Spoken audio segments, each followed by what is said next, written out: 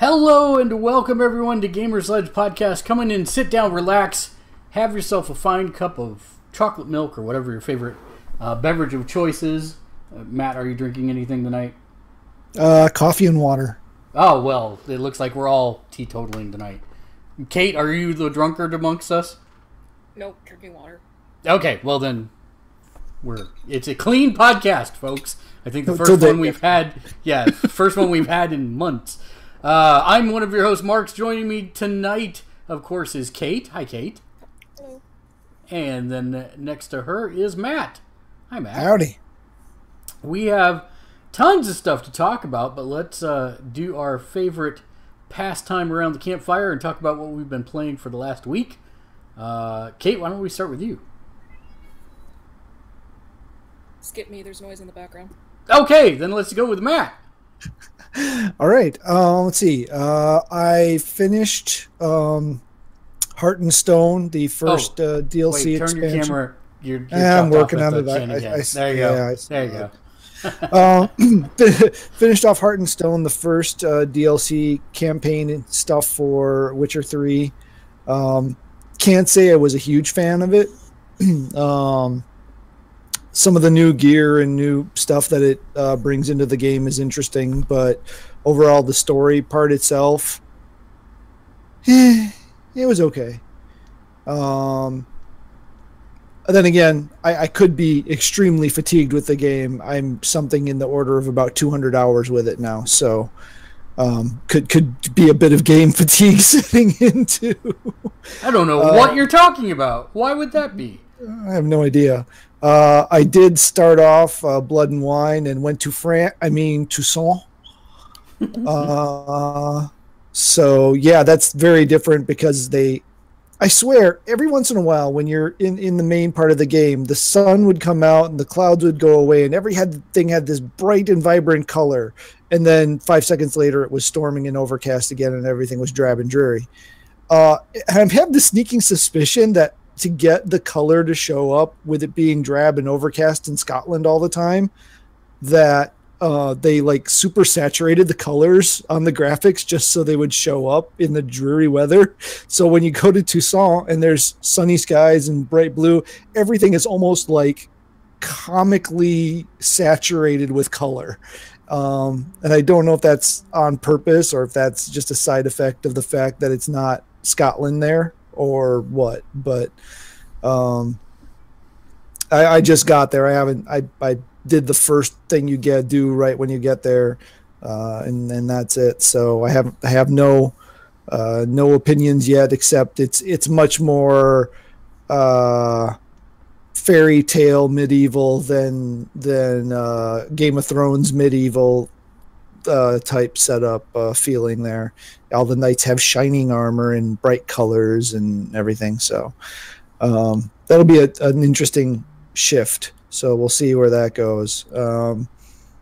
Determined I am not going to hunt down the platinum for this game. I'm just not going to spend that much more time with it. Played some Rock Band 4 Rivals.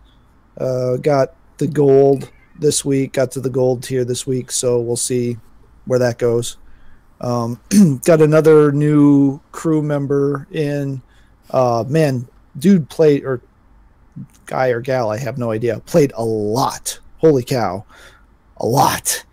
So that was much appreciated. I know where this is going.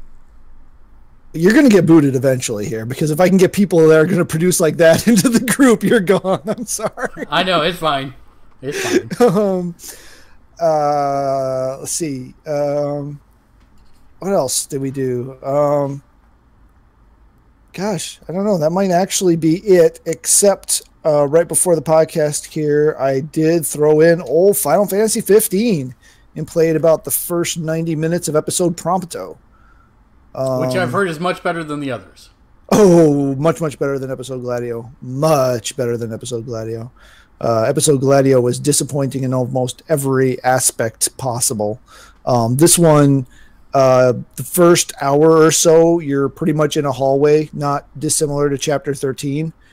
And then after that, you go into an area that's open-ish, I don't know how open it is yet. I just got there right before I had to quit.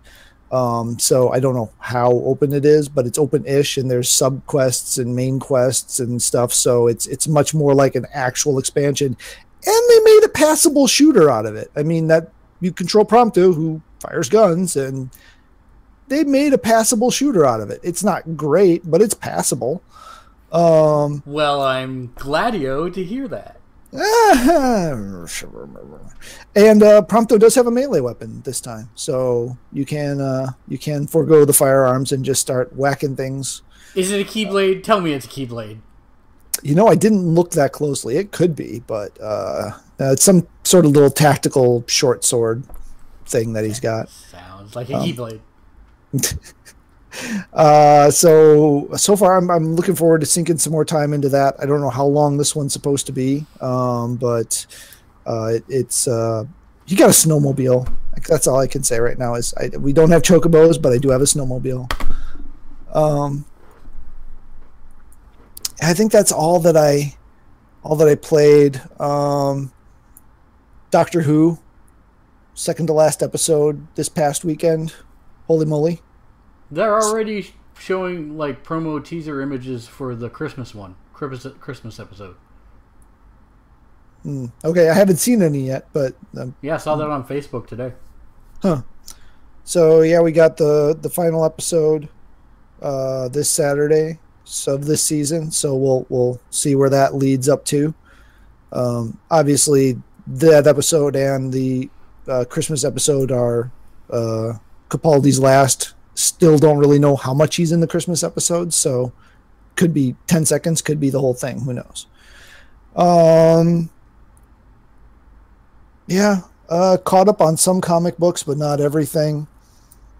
Nothing really noteworthy other than Secret Empire is just this weird, convoluted mess that I don't know why it had to exist. Other than to redeem Captain America, but that's it. It seems to be popular, though. Say what is it? I haven't really been tracking it because I'm sitting here going, what in the world? I mean, and I'm not reading all the tie-ins, so I know there's stuff I'm missing because it can't possibly be this disjointed just reading the main book, which I'm doing. But anyway, yeah. Have you seen the Marvel TLDRs? I saw some posted. I haven't actually. They're actually quite good. They're little animated synopsises that tell you the gist of the story. I'm pretty much just like, I'm gonna wait for the TLDR. So yeah, I don't know. That's just a thing that's kind of there. What did I know I've watched some other stuff. Mitchell started watching Gundam Seed, so I started watching that with him again. It's been a while since I saw that one. Some of the things I forgot, some of the things I remembered. I still enjoy it. That's still one of my more favorite Gundam series, especially as a standalone kind of retelling of the original. Dang it, I feel like there was something else I watched that I wanted to remember to bring up, and I can't think of what. I watched Shadowhunters, but that wasn't it. Oh, Preacher's back. I have 2 episodes on my DVR out of nowhere, and I haven't had a chance to watch them yet. That's what it was that I was going to mention. So you kind of originally said that the show was not good. Season 1 starts off great, and then kind of meanders its way to the ending. It's a short season, so it's not unsurvivable.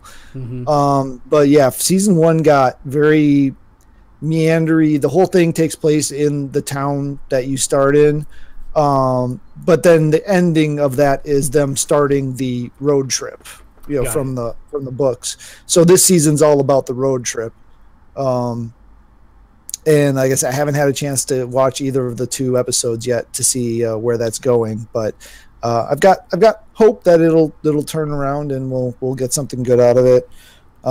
Dark Matter continues to be good. It's not great. It's good. It's one I can sit when I'm kind of tired and just want to watch something quick before I go to bed. Watch that. Are those 30-minute episodes or an hour?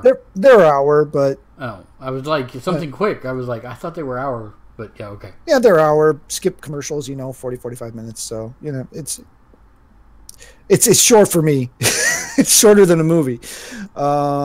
So yeah, I still that's it. That's all I can think of. I thought I had something else, but that's it. Yeah. Kate, how's your noise levels? Better. I haven't been playing much at all because since the beginning of E3 until this past weekend, we had company. Mm-hmm. And I despise it when people watch me play games over my shoulder. So I was just like, I'm not even going to play anything. Like, it pisses me off that much. So I didn't really play anything. Did you watch anything? I played Injustice 2 Mobile a lot. So I sunk a lot of time into that. And I finished binge watching Brooklyn Nine-Nine, and I watched most of the first season of A Series of Unfortunate Events. Oh, nice. That's still on our list. We haven't gotten to it yet. It's good so far. I really liked the movie that had Jim Carrey in it as Count Olaf, but I'm really liking this too. So that's it.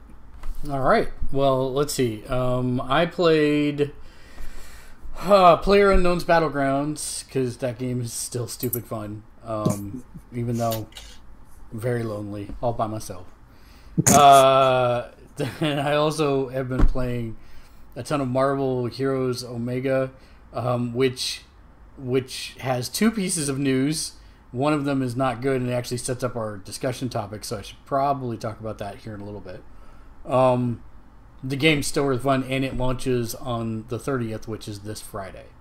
So just FYI, goes into full launch this Friday. The game that's been up and fully playable and will not get wiped is going live on Friday. It's supposed to have a bunch of new content go live Friday. Okay. That will bring it up to full, quote unquote, full game status. They are not saying what any of it is. One of our news stories leaks some of it, which you'll be very happy about. Maybe you won't. I don't know. But yeah, so we'll talk about that here in a minute. And then I've also been playing Clash Royale on my phone a lot because that's still fun. And I have been playing the video editing game, which has taken a lot of hours. And there was something else that I was trying to remember to tell you that I played. Rock Band. No. Oh. Well, I don't remember what it is now. Pokemon Go? I did play Pokemon Go, surprisingly. I'm looking in my games folder on my phone to make sure there's nothing new there. There's not. Man, there was something that I was going to tell you. I'll think of it like at 2 o'clock in the morning and shout it out in the middle of the night. Scare my wife. Did you buy the new Valkyria game? I did not. I absolutely did not. The Steam summer sale is going on right now. It's all I can do to not bankrupt myself with the number of fantastic deals. The Super Hot's like $20. The Super Hot VR version is $20, and I really want to buy it, but I really should wait. So I've been managing to wait. My wife has been no help whatsoever because she looks at the board, at the specials with me. She's like, we should buy this one. We should buy that one. I'm like, we have to have food and stuff, so no. Pesky food. Yeah. I'm very distraught that I did not get to see Baby Driver last weekend. I'm probably going to try and watch it this weekend. I've heard nothing but good things. It's an Edgar Wright movie, and it's supposed to be a true return to form for him, so I'm super excited, but I have not seen it yet. And we did finish The Flash, the current season, which is great. Messed up, but great. And I am looking forward to catching up on Supergirl and Legends of Tomorrow next. And then Glow just came out, and I need to watch that badly also. Oh, the other thing that... Oh, go ahead. No, I was just going to say, my wife's got me stuck in this conundrum right now, where she's like, I won't watch another new thing with you until we finish the things that we need to watch. And then I'm like, well, then let's watch them. And she says, no, I don't want to. So it's like nice. All right, I guess I'm not watching anything then. All right, fine. So yeah, that's about it. But she's sadly horribly sick. After we went to our convention last Friday, she managed to somehow contract the convention crud, and she has been down for the count for like a whole week. Conventionitis. Yeah. Or Evola. The Pax Pox. So yeah, that's been pretty much everything for me. What convention did you go to? So it's called HustleCon, and it's about there's a newsletter based out of San Francisco called The Hustle that is Silicon Valley news written in a very humorous way that resonates with me. And it's kind of aimed at millennials, but there's a lot more people than just millennials that read it. But they grew from 0 to over 275,000 subscribers within a year. And now it's been 3 years, and they're somewhere around like 500,000 daily active readers. So that's not the fluff. Those are the actual daily actives. And all they do is a daily email. They don't do like anything else. There's no website. There's no nothing. It's just that email. And it's really good. So they put together a lot of people who, because they grew their business really quickly, they get a lot of people in. They had Casey Neistat from YouTube in, along with a bunch of other writers and tech company CEOs. They had the CEO of WeWork, the CEO of Poshmark. They had a bunch of ClassPass and a bunch of other stuff that's really interesting. Kind of talk about how they managed to, some of the pitfalls that they came across and how they managed to avoid them. So it was really nice. And then afterwards, we went to a place in Oakland that we had found via YouTube video. That is it was a pop-up.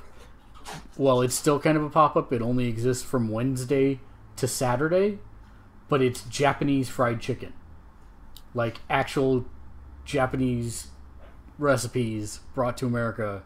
And then there's like, they have 4 different sauces and like 8 different dry rubs. And we both did the dry rubs, and it's like, that is now my new favorite thing in the world because it is amazing. So yeah, HustleCon. 2 thumbs up. Well, so the title of this episode is Marvel Hates Itself and It's Taking It Out on Gamers. And why we're even talking about this is actually got to do with movies, which is weird, but this is true. So, Matt, I know you know the details about this. Why don't you talk about what happened to Marvel Comics and why they made the movie deals they did? Or do you know enough about this? I think you do. Or would you like me to talk about it? Isn't it because they were going bankrupt? That's exactly right. Yeah. They were having money problems, and they decided to diversify in the movie space, and so they went with different studios for different properties. You know why they did that, though, right? That's the interesting part. I know I knew at one point. It's not coming to me at the moment. So the interesting thing was they were like scraping the bottom of the barrel. They said, we need cash fast. What can we do? And they turned to a new startup company that had a bunch of their old creators at it called Image Comics. And they actually licensed the right for Marvel Comics for a year to be produced by Image. And this is what led to the Onslaught event. Onslaught was the magic MacGuffin, if you will, made up of Charles Xavier, X-Men, and a bunch of other people with bad Charles Xavier controlling and forming the head. And they sucked all the Marvel characters except the X-Men into Onslaught and gave them all new backstories and new origin stories and followed them for 12 months, which is how we got Captain America Liefeld. That's all, or Liefeld Captain America, which all you need to know is that, and that's pretty much all you need to know about that entire 12-month period. They were not bad, but they weren't good either. They weren't super good, no. And by the end of that 12 months, basically the whole thing was retconned. Although technically, we're living inside of Franklin Richards' bouncy ball. Correct. Technically, that is the real origin stories of all the characters except the X-Men, but it's really not because they went back to the other universe. But whatever, I don't want to get into that conversation. But anyways, they made enough money to bankroll them for a couple more years, and they had only made a couple big budget movies at that point, being Blade 2, and just a couple others. There was one or two small projects out there also. And they were like, oh, we can repeat this with other companies, with the movie industry. Except it didn't work that way at all. So you ended up with Fox having Fantastic Four and X-Men, Sony having Spider-Man, Universal having Hulk, and did they have Blade too? Was that Universal? Nope, that stayed in Marvel, I think. I don't think Blade ever left them. It's the only one. Who produced the movie though? Because that was before Marvel Studios existed. Who produced? I think that was the very first Marvel Studios imprint, if I remember correctly. I'll look it up. Well, it's before the production studio because Iron Man. It was before. It was before the production studio. Right. I think it was the first one with the whoosh whoosh whoosh whoosh whoosh logo, whatever that's called. Yeah. The comic panels that went into the word Marvel. So that's how we ended up with all these properties all over the place, and arguably why we have that was Marvel Enterprises' first movie. Okay, but who was Marvel Enterprises. Well, no, but they didn't have their own distribution at that point. So Columbia. Oh, it was distributed by New Line. No, it was distributed by New Line. Sorry, New Line. But you were asking who the production. They were the first time. Right. That was their first production movie. Okay. Not to be confused with Marvel Studios, which is Iron Man was their first movie. Right. Correct. So that's why we ended up with some characters that probably wouldn't have been looked at if they owned their entire library. They probably wouldn't have started out with Iron Man. That probably wouldn't have been their first choice. And probably Thor wouldn't have been one of their first choices either. These were not not that Iron Man was really hard to make a movie for, but I'm sure they would have much rather made their own native Spider-Man, their own native X-Men, their own native some of the other characters that they could have gone for. It ended up working out. They made what they had good, and they did the right stuff with it. Again, knowing they know how to write comic book stories, and they know how to manage the characters, and they know how to stay within the essence of the characters, unlike certain franchises. Fantastic Four. And the most important thing to remember is that each of these deals hinges on a 10-year window. The companies have to put out one new movie every 10 years. That was the other early one. Yeah. They have to put out one new movie every 10 years, or the deal automatically reverts to Marvel. However, if the company does put out a new movie in a year, they can do that in perpetuity. In perpetuity means forever, meaning that the rights never revert to Marvel, and Marvel gets a big fat goose egg from the horrible deal that they cut. I mean, they get something, but it's not like any amount of sizable money. Right. And they did it because they were desperate when they cut these deals. So you see Sony and Marvel playing nice because Sony realized they could get Marvel to pay them money to get Spider-Man back and be a part of the shared universe over there. So they're basically getting paid twice. But because they're being nice about it and not being dickwads, excuse my French, then what happens is Sony and them play nice. Fox, on the other hand, is not playing nice. Fox doesn't want anything to do with him. And that is the reason why we do not have Fantastic Four comic book at the moment, and the characters have been significantly, some of them are just flat out absent, and some of them have been significantly cut down in their presence. Really, Ben Grimm and Johnny Storm are the only two that are still active in the universe, and Grimm's been with Guardians of the Galaxy, and Johnny Storm's been with Inhumans. So that's been kind of different. It's also the reason why you haven't seen any X-Men in Marvel vs. Capcom Infinite yet. Rumors suggest that they will be there eventually, but in some limited fashion.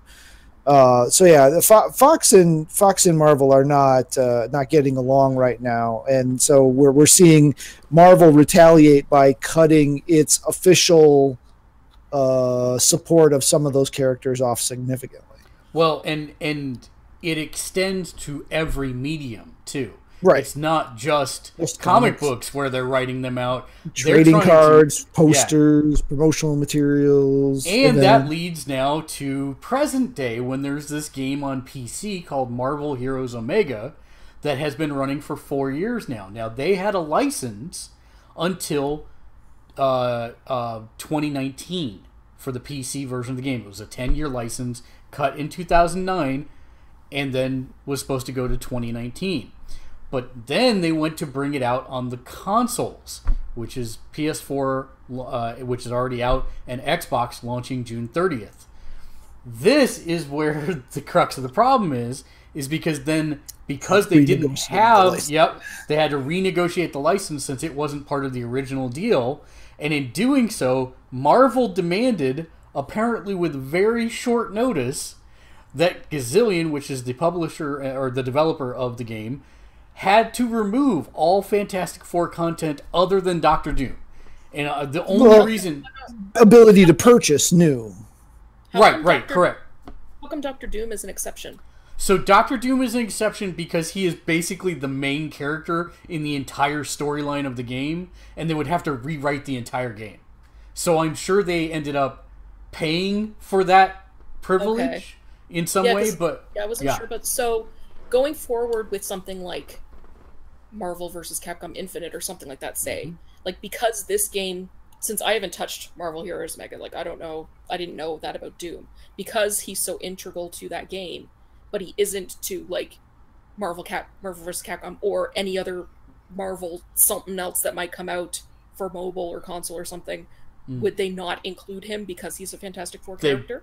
So the answer is he's one of the iffy characters, because he has been a Marvel Universe baddie, but technically he is a Fantastic Four character. So if you see him in a game, it means that they probably paid for the right to have him in the game. Expect him not to be in most games. And expect any mention of any of the Fantastic Four. The problem is that Super Skrull, Surfer, Galactus, those are also Fantastic Four characters, and because of that, they're also being benched on the wayside. Surfer is actually a playable character in the PC version, and he is being retired. The ability to purchase him is being retired along with the rest of the Fantastic Four characters. The extra terrible part is Surfer's like the one character that I was actually waiting for them to bring over from the PC. There is a strain of thought right now that Gazillion will launch, since they're launching on the 30th and the deadline for this is the 1st. There is actually a conspiracy thread on Reddit that I'm choosing to believe right now and keep my hope alive, that on the 30th for the console, they will launch the Fantastic Four for purchase and then remove it the next day. So you'll have exactly 24 hours to buy them. That would be really smart, because people would be like, oh my god, I gotta buy him, and you'd get a huge influx of money. Now, there's been a lot of questions about how long has Gazillion known about this, because some assets of the game have been removed for as long as 3 weeks ago, but it's also possible that due to the negotiations, they could have been under gag order and not able to discuss that. Which is probably accurate. Yeah, there are some who say, "Oh no, they just sat on it to make to do panic marketing," just like you're saying. "Oh, I have like a week to get this done. I need to do it now." And buy. But on the other hand, I don't know. I don't know what to believe there necessarily. But I think that generally the company would err on the side of let's over communicate as much as possible. And the timing of this makes me think that they just finished the negotiations and they got this super strict deadline from Marvel, and there it is. So I'm kind of like, just people are like, because everyone's so upset about the Marvel vs. Capcom Infinite roster, with good reason, because it's garbage, that they're like, oh, where's Dr. Doom? I don't expect Dr. Doom in that game at all. You rightfully so. And even if he were in the game, I mean, well, he's got a mask, so he might not look like a coked-out drughead like Chun-Li or Dante or any of the other characters, because they're all hideous. And the thing is, too, if they wanted Dr. Doom, like how Gazillion is using him, Capcom's not rich and Marvel Games would have to front the bill for that, because Capcom still is not financially great. Right. So or Sony would have to front the bill, and yeah. That is actually more likely. If Sony produces a game, or helps produce a game in the way that they are with Capcom, you might actually see more characters represented there, because they could always work that into their film negotiations. Mm-hmm. Oh, you're gonna need to let us have the rights for these characters for X number of games. That's something that they could do. Fox, on the other hand, doesn't make games, and because of that, you won't see that in anything. And also, X-Men are kind of iffy too. I mean, there's been talk that there's going to be like a Street Fighter versus X-Men DLC pack, maybe. But at the same time, did you see that article about, Magneto as a function? Where it's like, well, other characters can do the same thing, just play them. No one cares what he looks like. It's like everyone cares. Everyone wants to play as Magneto over. I mean, they've taken it to the point now that Scarlet Witch and Quicksilver in the comics are no longer mutants and not really Magneto's son, correct, Matt? Correct. Yep. Yeah. They're products of the High Evolutionary. Have they struck the word mutant pretty much? Not in the books. X-Men, for some reason, are like... Well, X-Men has historically been their most popular franchise. X-Men seems to be clawing along in the comics. Okay. They actually expanded with this last initiative. They actually tripled the number of X-Men based titles that are being published monthly. Well, but they had reduced quite a few of them. Yeah, also. They had cut back a lot, but yeah, but now it seems like, I'm guessing because their sales are still, they must be decent. They can't avoid them, unlike the Fantastic Four, which has not been a flagship Marvel property for 40 years plus. Yeah. I mean, they did some good stuff right before they killed it with the what was that called? Future Foundation. No, I'm not saying it's not been a good story. I'm saying that it hasn't been their flagship. Has never been the flagship for almost 40 years or so. And I think that's what Marvel's mad about, because Fox won't negotiate with them. They can't get Galactus and Surfer, which are an integral part of Infinity War. And I'm actually technically surprised that they're bringing Adam Warlock, because technically his first appearance was in a Fantastic Four book. But as a human being, I just don't get why Fox would want to be such dicks about this. It does nothing but create bad blood. I mean, I guess I'm not just a 100% pure capitalist at heart. I mean, I am Canadian, but it just, I mean, I know the movies still make money. That's the problem.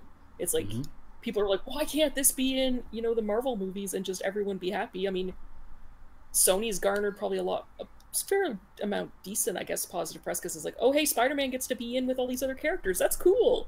And they're like, oh, you wanna pay for an entire movie with our franchise and have it extend our licensing agreement with you, and we get a cut of the movie, and you're paying for it all? Okay, that seems like a hell of a sweet deal to me. Why wouldn't Fox want in on some of that action? Yeah, it just seems like they're being jerks on purpose. They're the Konami of the U.S. movie industry.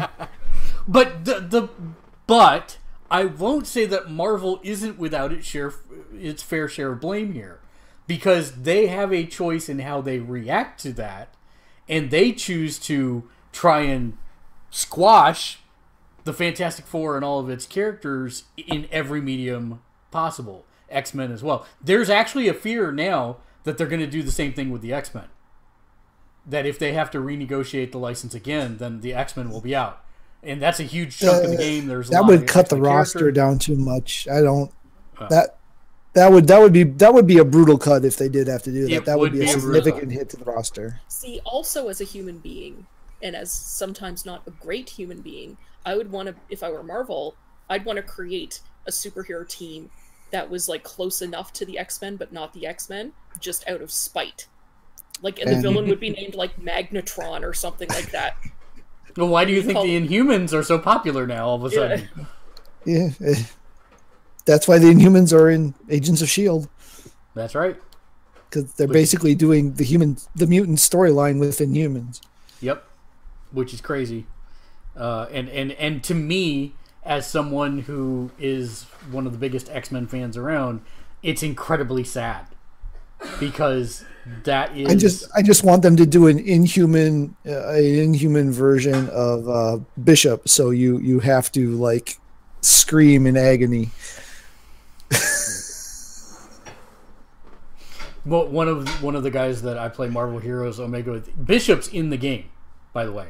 Okay. Not as a playable character, but he's actually an integral part of the storyline, which is even worse because it's like they have a character model for him. I can't play him, and I have lost like hundreds of hours to this game in just its beta form. This game I really like very much. I would love to roll as Bishop and nothing but Bishop, but they won't let me. And one of my friends, every time I log on, he's like, "Did you see the post? Bishop's coming as a playable character." I'm like, "Pix or it doesn't or it didn't happen. You're a bad person." So yeah, you two think alike. But yeah, I'm thinking. I think we're only going to see more of this, and that's sad. But until Mom and Dad stop fighting, Marvel and Fox. I still can't. I can't imagine that Marvel/Disney hasn't flashed enough cash at them that would recoup the financial and perspective.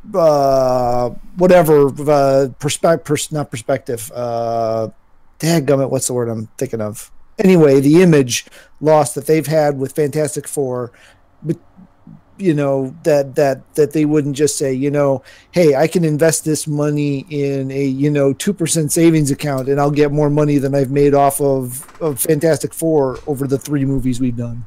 So what we know of the business hierarchy within Disney is that Marvel does, for the most part, run itself autonomously without having to answer to Disney proper.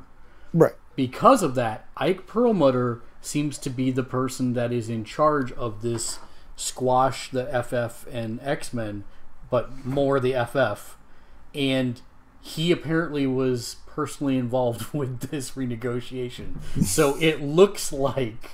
And he's a penny pincher, so he would rather pinch than spend. Right, so. Exactly. So I'm guessing that, especially since Perlmutter came up during the time where they were recovering from being almost bankrupt, I get that. But yeah, that's the only thing I can see as to why, because it seems like if Disney really wanted to, they could step in and fix this, but instead they choose to let their children fight. Because if they were going to fix something, they'd fix the communication between the Marvel Cinematic Universe and the Marvel Television Universe.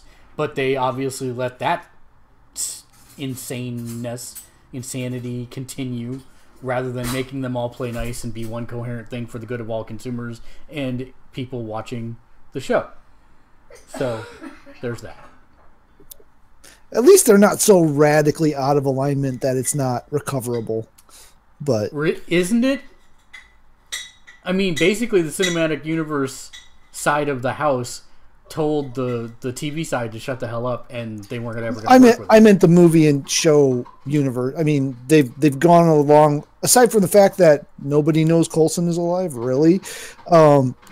Aside from that, the show and the movies haven't done anything that would completely disjoint them from... Well, no, but it makes the TVs constantly have to play second fiddle and catch up to the movies. I was I had something come up in my Facebook feed that I didn't, or YouTube feed that I didn't realize was 3 years old, and it was entitled, it was a Robot Chicken episode entitled every Marvel Agents of S.H.I.E.L.D. episode ever, and it's Coulson and Skye looking out the window, and it's like, oh, there's Iron Man, oh, there's Thor, oh, there's Captain America. And she's like, really? I want to see. She's like, no, just trust me on this. And I'm like, oh, that's still kind of relevant, actually, 4 years later. That's kind of sad. So, yeah, it's kind of dumb. I mean, from a movie watching perspective, it's kind of dumb. I guess there's business reasons for it, but I can't see what. And it could just be personality driven. That could just it could very well be personality driven, because Lord knows creators don't have any kind of ego whatsoever, right?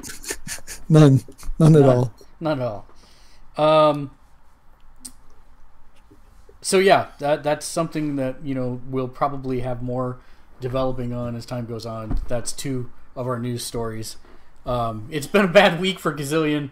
There's just a lot of stuff that they didn't necessarily want to know. Oh, and I should go ahead and talk about the other news story. That was the first one. The second one is that the PlayStation blog in Europe inadvertently leaked a surprise pack of downloadable characters as the Spider-Man Homecoming pack being released at launch on the 30th. No information about what is in that pack, because the link to the PlayStation Store does not work because it's not up yet, but because the PlayStation blog was like, here's what's coming out this week, and apparently didn't coordinate that. So we know Spider-Man's in there, but that's about it. I'm kind of hoping there's a skin of his friend wearing the suit. Well, that's not Genki. What's his name in the movie? Ned? I can't remember. I think it's Ned. In the movie. But yeah, that'd be nice. I'm also maybe hoping for a Miles. Well, that's what I'm wondering. Is it just going to be a compilation of existing Spider-Man skins that are in the game? And I don't know what those are. I don't remember. Or is it going to be new stuff? Are they going to have the not Stark suit that we've seen in the trailers, or could they go so far as reskinning somebody as Vulture? I don't know. Yeah, right now in the game they have the Iron Spider suit, which if I was going to play Spider-Man, that's the one I want. They have the black suit, which is only if you pay $200. And yeah, you have to buy 200. Yeah. It's the dumb thing is that it is a timed exclusive, right? You didn't have to do that. You could just wait till the game was out, and eventually they're going to release it, and it'll be $15. But if you bought all the Founders packs that they had initially, you got Iron Fist and Black Suit Spider-Man. So technically, those 2 things would cost you $200. $200 for a free-to-play game. Yeah. I'm not... We already know you've spent well in excess of $200 on this game. I have not. That is not true. That is a bold-faced lie. I have spent a little. $199. No.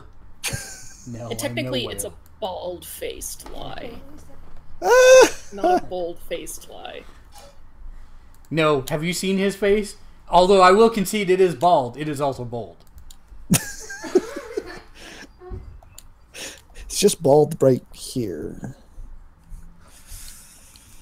My wife loves me very much. She just made me an iced coffee with Kahlua. So, or Bailey. So it's no longer a clean podcast. It is no longer a clean podcast, folks. Hooray. Happy Wednesday. Beyond that, so we have a bunch of news. Let's get to the news. News. News. Silly news. If I can figure out how to get to the news. There we go. News. Why there is somebody hosting a Smash Mouth All-Star room on this service. Why would you do that to people? Like Smash Mouth the band? Yes, Smash Mouth the band. A forever loop of All-Star. Oh my god. Hey now. You're an all-star. No, shut up. Matt, go play. Okay.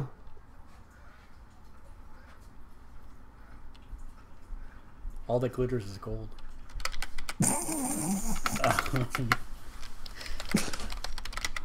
Damn it, Matt.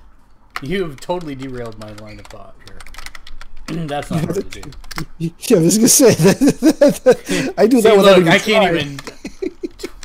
That page does not exist! Oh my god, will you just let me... But yeah, going back to the whole X-Men and Marvel games thing, there's that whole thing, Magneto as a function, but there's been a couple interviews with, going back to Marvel vs. Capcom Infinite, where they do not want to talk, like, they are doing everything they can to not answer questions about if X-Men will be in the game.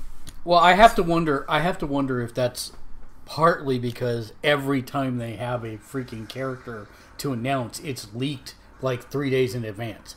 That's not just with them, though. That's with everything now.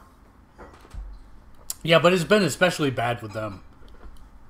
Like, especially bad. No, it's been bad for, like, just fighting games in general, because Injustice 2 was just as bad.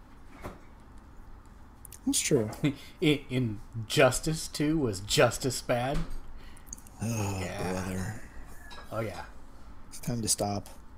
It's not time to stop. We got plenty of news and apparently a selfie to get through.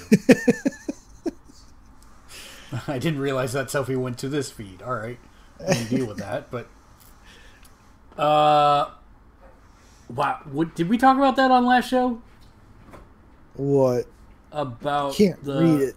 It's the ZeniMax Judge, or the ZeniMax. Yeah, we did. Okay, so yeah, we did. I'm too far. There it is. There's the podcast. So, the old news feed. What do we got? So, did I tell you about the late night Switch run we did a while back? The failed one? Yes. Yes. Okay. So, there's another games journalist here in the area named Christine Steimer. She worked. I think she did work for IGN. I think she still does. But anyways, she has been documenting her own failed search effort to find a Switch, and someone just sent one to her, and she doesn't know who, which is cool. But at the same time, send me a Switch. That's what I'm saying. That's really the moral of this story. Someone needs to send me a Switch, because God knows I'm never going to find it around here. I am signed up on like 6 different sites that are supposed to tell me when stuff comes into stock, and I now have a Cry Wolf site that emails me like every other day, and they never have the stock that it says they have.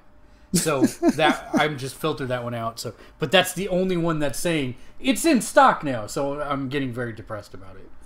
So I put my search on hold because you said funds were not available. If I'm supposed to be keeping my eyes open again, I needed an updated status. No, funds are no longer available again. Hey, keep me up to date on this here. Yeah, I will. I actually, in the course of 2 days, saw a stack of PSVRs and a stack of Switches. So. Oh, God. Now I wish you hadn't told me that. All right. This is one thing. So, iOS, the latest version of iOS, introduced something oh God, I've forgotten. I'm blanking on the name of it. It's basically a AR kit. Reality kit. Yeah. Yes, it's an AR kit, and the idea was to open it up to everybody so that people would start hacking it and make AR games more prevalent. So I don't know if this video is still up, but we're about to find out. Someone made an augmented reality Mario game, which of course, will not last because Nintendo will put the kibosh on that. But the concept... Hi, I'm Abhishek, and I've recreated the iconic first level of Super Mario Brothers. Very loudly recreated. Yeah, we're gonna turn that down so we don't get the stuff. But he puts the... Now, keep in mind this is on a HoloLens, so you only have like a 3-inch playing area. Or no, this is not on a HoloLens. This is actually on a headset with the iOS. I forgot. That's the iOS story. But you can see what he just did. He just basically transformed the park he's in into Mario. Now, I'm not going to lie. I had this exact idea when I was like 7 years old. Because I lived in the Ozarks, and there's nothing but farm fields to watch out the side of the window. And so I imagined creating a side-scrolling Mario game that you could play in the window of your car. And this is actually, like, way better than what I had imagined.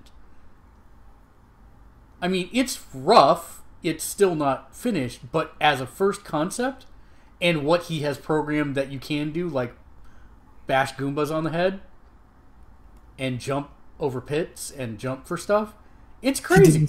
He didn't set the score up right, though. The second Goomba should have been double. Nerd. Yes, exactly. That is why we are friends. But yeah, I mean, he punches something up here, and the one-up mushroom falls down. He doesn't catch it. What the hell is he doing? And B, it goes into a pit. Yeah, okay. I couldn't see having a whole lot of fun playing this. It's too rough. Well, but I can't imagine. I grew up in a rural area too, so I mean, the concept of we made swords and shields out of leftover wood from my dad's workshop and played Legend of Zelda, out in the woods.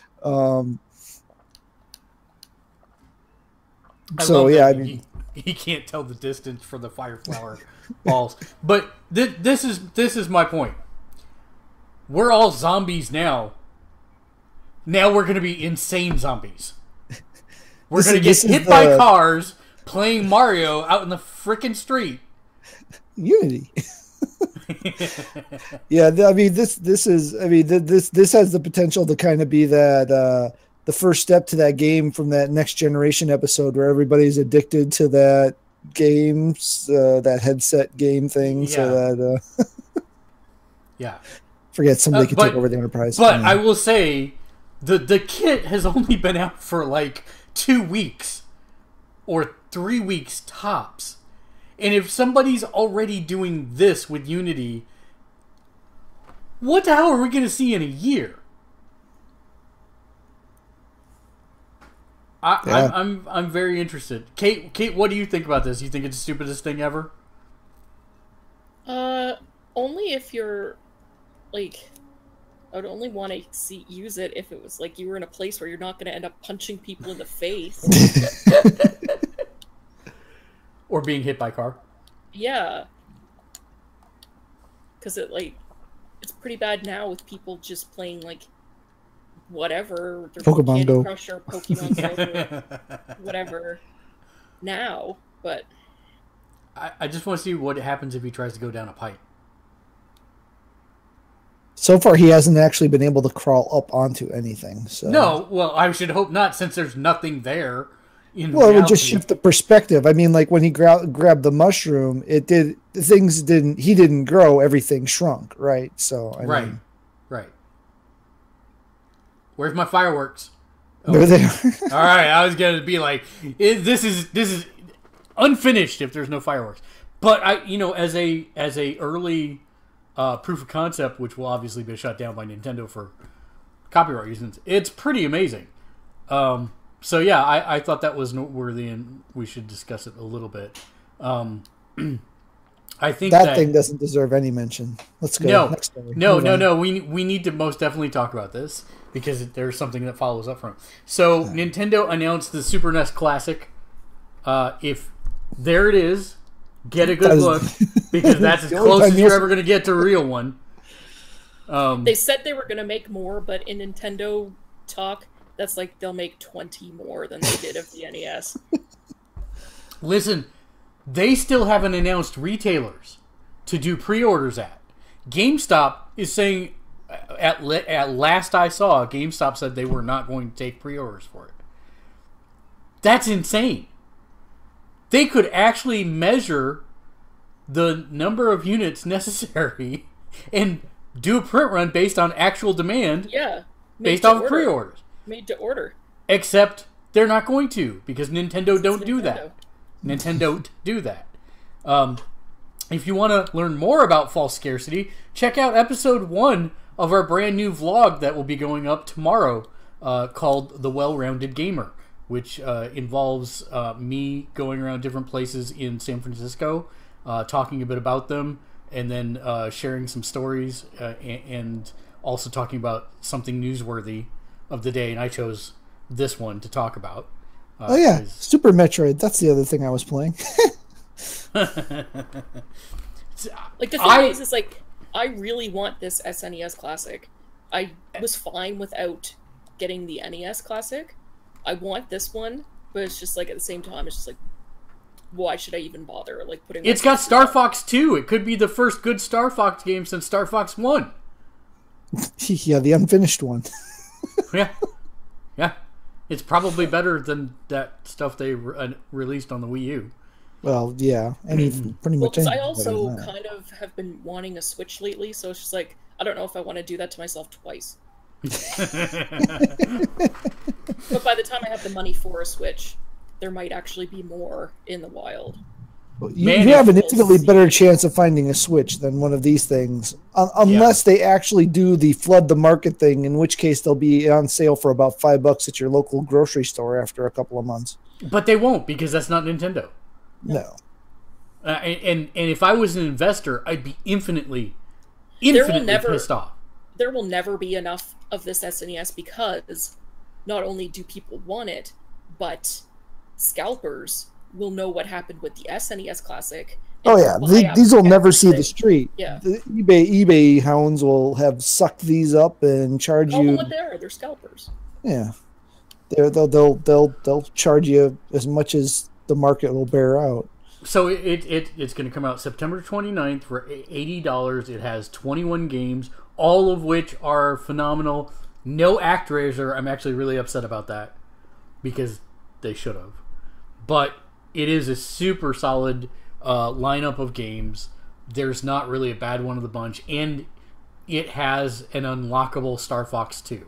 Now, you have to play through level 1 of Star Fox 1 in order to unlock Star Fox 2. But once you've done so, there you go. Comes with 2 controllers. Not hard. 2 controllers that are probably 2 foot long, like the last one as well, because Nintendo don't learn anything about that stuff. Did I ever show you that cable for the NES Classic? Yeah, I don't know if you showed me, but I've seen it.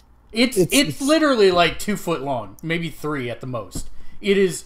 No one would ever be able to play it. Yeah, it's the same length as the classic controller for the Wii U and Wii. So it's probably the exact same cable. Probably is. But yes, that's the Super NES Classic. Enjoy the picture because that's probably as close as you'll ever see.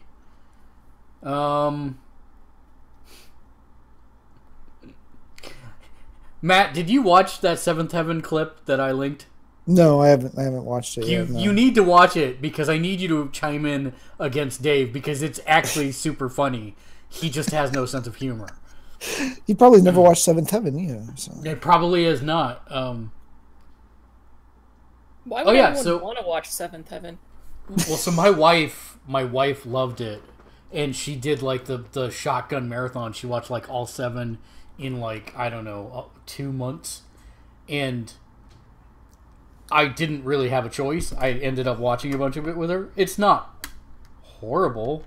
It's not anything I would ever choose to watch, but it's not horrible. And Jessica Biel. And if you're into guys, then I'm sure the eldest son was pretty decent looking. But it was okay. That's really it. It was okay. She liked it a lot. But this is a scene from one of the episodes that someone has rescored and then takes clips from another episode to escalate it at the end rather dramatically. So it's really actually pretty doggone funny. But Dave has no sense of humor, so there's that. Matt, what games are coming to PlayStation? Oh, for the Plus for next month? Yeah, for July. I'm excited. July's Plus lineup. For the PS4, you will get Until Dawn, which I was not expecting at all, and have not played, so I am super stoked for that one. And the Telltale's Game of Thrones title, which I have played, do own. Recommend if you're even moderately a fan of either Telltale's games or Game of Thrones, and if you're that one up for sure. Either, then yeah, it's pretty solid offering. On the PS3, we've got Tokyo Jungle, which I've heard, but I have absolutely no idea what it is. And Darkstalkers Resurrection. For the Vita, there's Element. It's a 4L, but Elemental is a 4 for an A, I guess, is probably how you're supposed to pronounce that.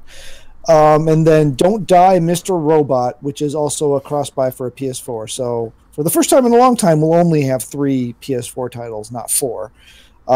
Again, I've not really heard of Elemental or Don't Die, Mr. Robot, so I'm not sure what's up with either of those.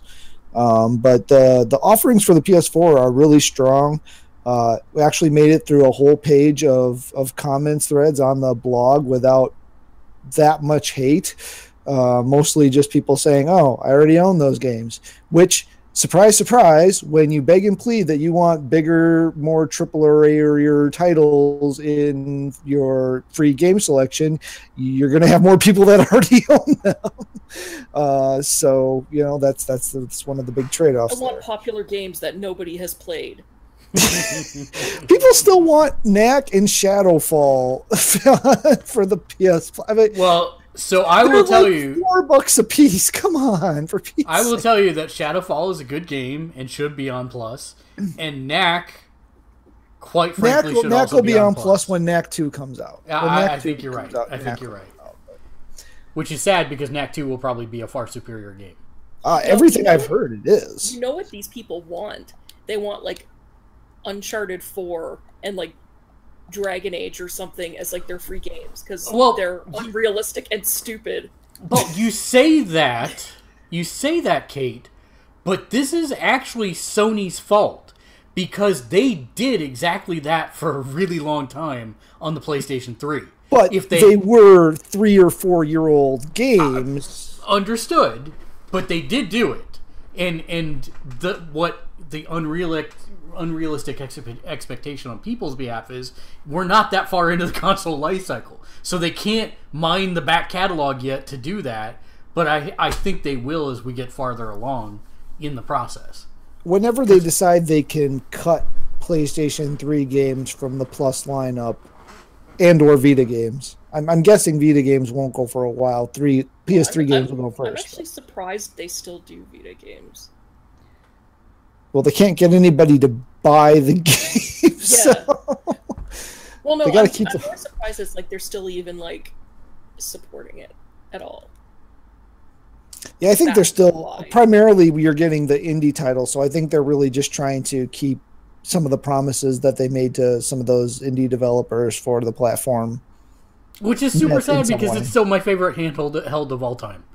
It's an amazing little machine.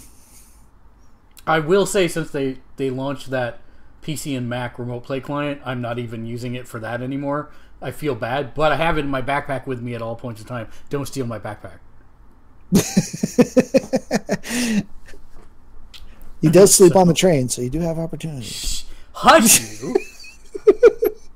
BioWare... The funny thing is, I've never wanted a Vita ever because I don't really like handhelds, and when I go back to my PSP to play something like War of the Lions or like PS1 classic stuff like Final Fantasy 8 or 9, I can't play on it because it like really hurts my fingers. And yet I'm still like, man, I kind of want to switch. It's essentially a Nintendo Vita. It is. Like, why do I want this thing? But the Vita is much larger than the PSP. You wouldn't have that cramped hand problem with the Vita. The thing is, with the Switch, I could also use a Pro Controller. You very well could. Yes, that is true. I think the only thing that, like, I have the original Vita. I do not like the new Vitas because the new Vitas are more plasticky. That's the best way I can say it. They're lighter and they have LCD screens instead of OLED screens.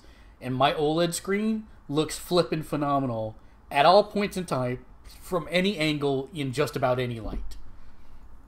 I mean, direct sunlight's bad for anybody, but in most cases, I'm good. It's an amazing screen. The screen was worth the price of the device. Yeah, and I will never trade mine in or anything. Like, we were talking about this, I think, a couple days ago between podcasts.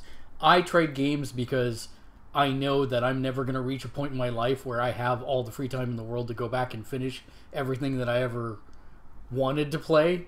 I play enough that I get the concept, I enjoy myself until I'm done, and then I trade it in. Which is the exact opposite of Matt, who is, by every definition of the word, a hoarder, and he needs help, and we should get him some.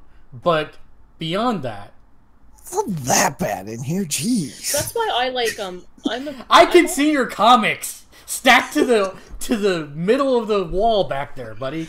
Oh, come on, it's not that bad. I buy a lot of my stuff digitally because of that. Well, because I like to play things at midnight as opposed to like having to get up early and go to the stupid store. But I like not having the clutter.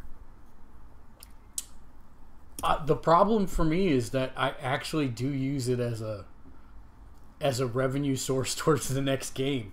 The completely selfish thing there. I buy digital. That's fair. I do buy digital sometimes, but if it's a $60 game, I will generally drag myself to the store specifically so I can get the disc so that I can eventually trade it in towards another game. I have a library of games that I will not trade. I do have that library.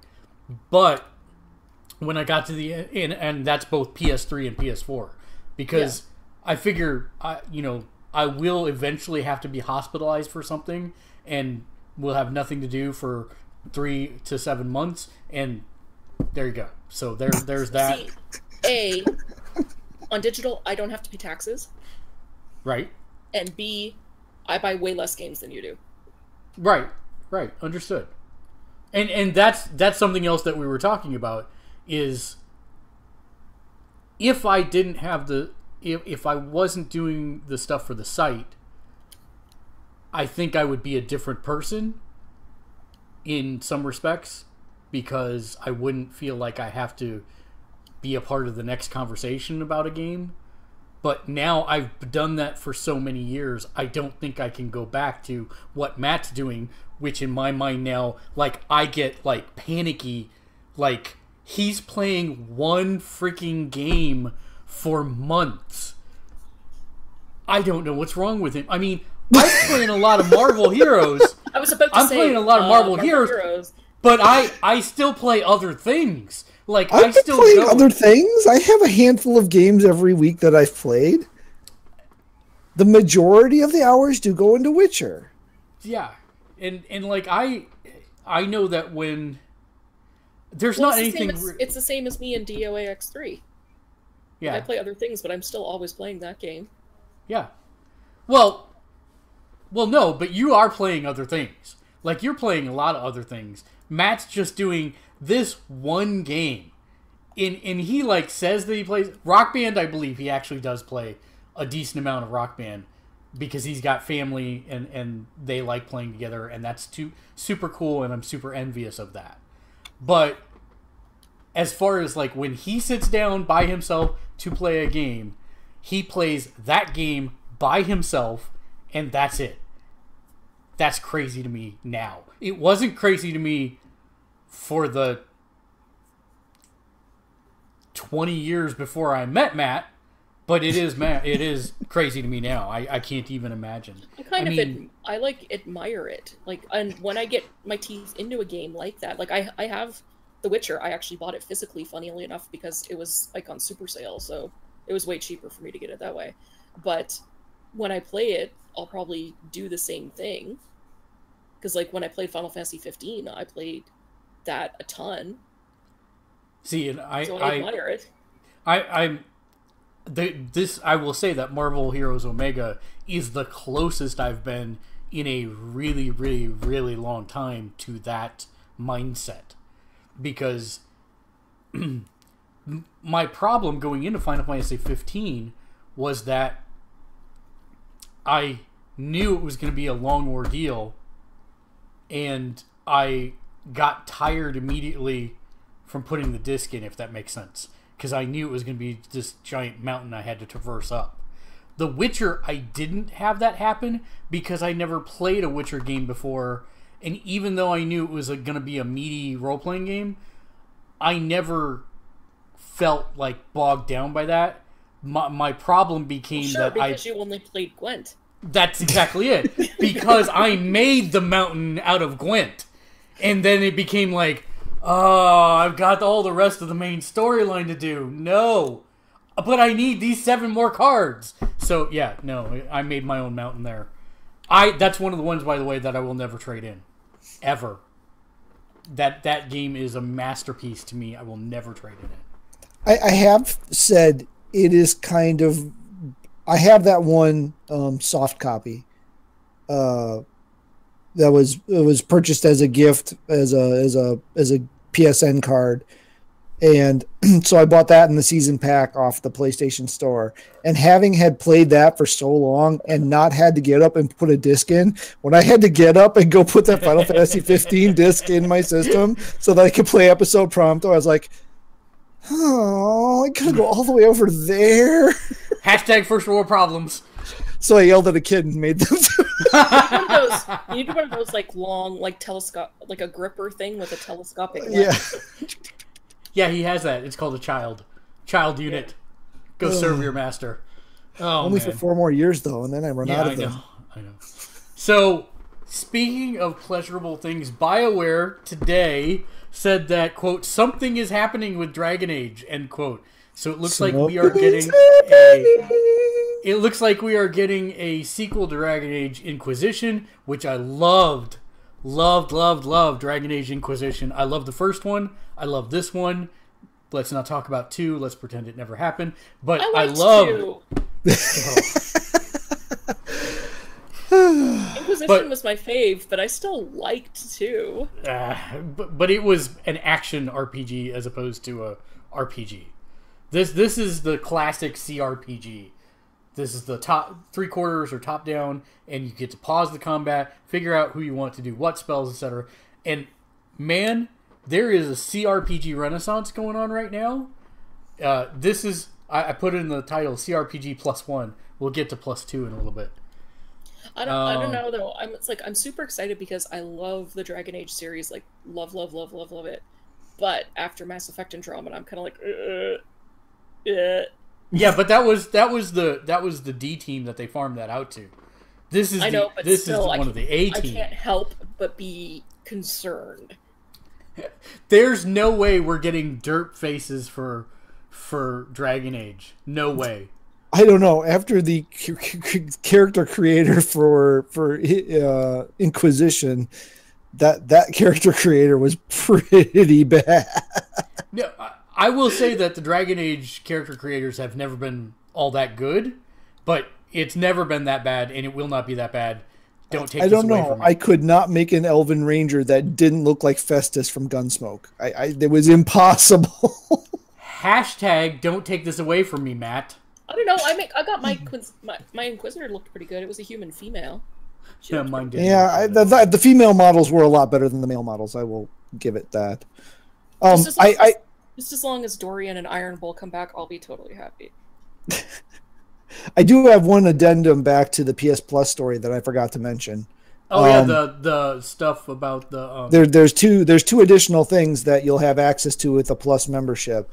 The first is the first offering from the PlayLink initiative that was announced during E3, which is a collection of Jackbox style games where you fire up the game on your PlayStation, but then you actually play it on your phone in a browser.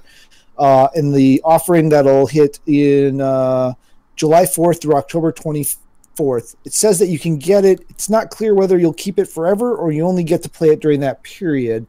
It's the way it's written. It sounds like as long as you download it or claim it between July 4th and October 24th, you get to keep it.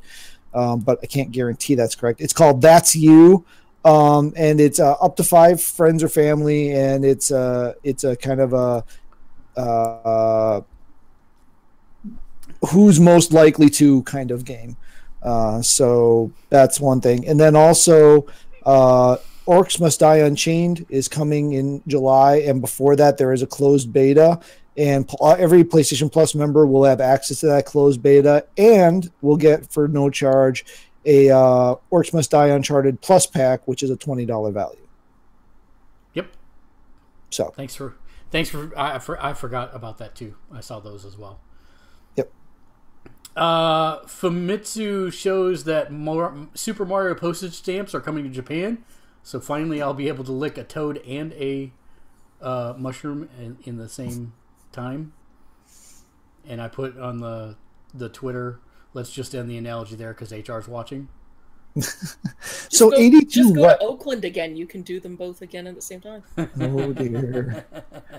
It's Oakland, man. I have no comment about the fair city of Oakland. We love the fair city of Oakland. Don't shoot my sister went there to shop at some outlet stores, and she almost got murdered by a crackhead.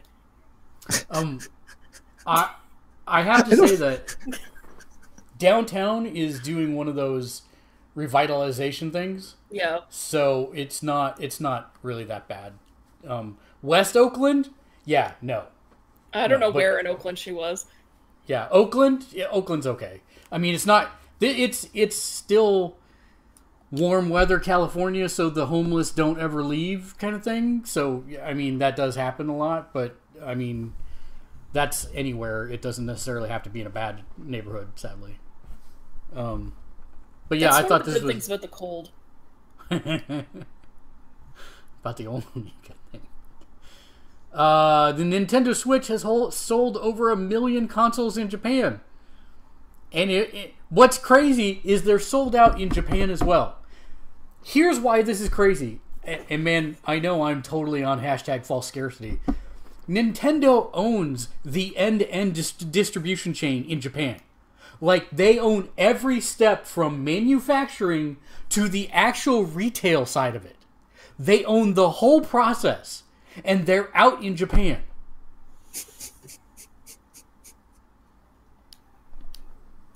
WTF, Nintendo. Hey, one quick way is to sell all of your units is to have something that's really hype and then only come out with 5 every month, and then they all sell. Yes, but if I was an investor, like the first time they did this, I know for a fact that most of Nintendo's investors don't even know what video games are. Yeah, I know. But still, it's crazy to me that as an investor in a company like that, you wouldn't do your research and be able to have input into how better to. Yeah. Anyways, yeah, it's crazy. It's absolutely like an American. Crazy. Just probably so. Pathfinder's upcoming video game was on Kickstarter and did finally meet its goal. Pathfinder Kingmaker is the name of the game. And guess what? It's a CRPG +2. So we will have a CRPG based on the Pathfinder rule set instead of the 4E or instead of the D&D 5th Ed OGL rule set. So that's interesting. This is the first meaty game that's actually going to be based on the Pathfinder rules, which, if you're not familiar with Pathfinder, it's a licensed variant basically of the 4E D20 rule set. or I'm sorry, 3.5 edition. Yeah, because D20 rule set. most people went over to Pathfinder when 4E came out because everyone hated 4E. Not everyone. I liked 4E because it was a video game. Of course I did. I have to say, it was a lot easier to play. It was a really good introduction for people who had played other video games. I think it was very easy to set up a game and run it. I really like the changes that they've made in 5e, but yeah. But you're right. As long as they didn't bring Thaco back, I'm fine. Oh god, Thaco. What's wrong with to hit armor class 0? Come on now. It didn't do anything to you. Yes, it did. It really did. It did a lot to a lot of people. Let's see. I know we've got some reader mail, so let me see if I can find that goodness. Mail here. time. We didn't get with to Thaco, you pretty much just get to the point where you're just like, roll the dice, and you're just like, I don't ever know if I hit, just tell me what to do, DM. It was pretty DM heavy. Yeah, it was not a real good setup. It did what it did, but I'm guessing this name is Philip, but it's Phylllop. It's either Phylop, Phylop or Philip. I'm guessing Philip. It's Phyllis who eloped. Or Phyllis who had an operation. Could be. What is the best single-player game of the last 5 years?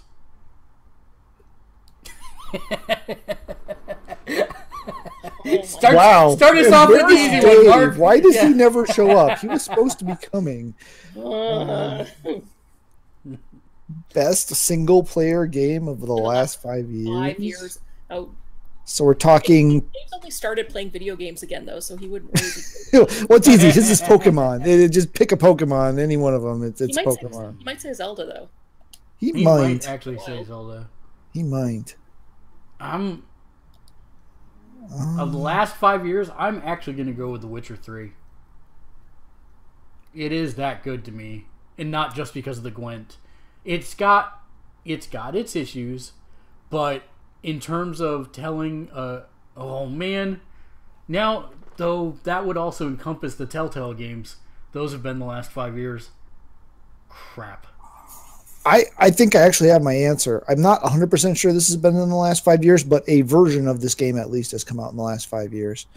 The Last of Us. Yes.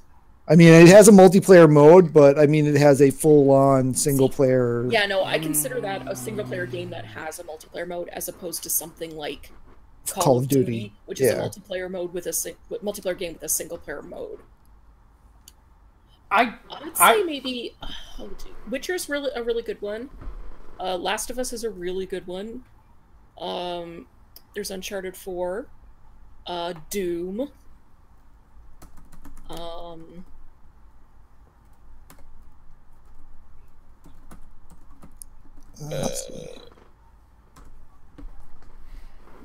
I'm looking Horizon Zero Dawn. Horizon Zero Dawn. There's another strong contender.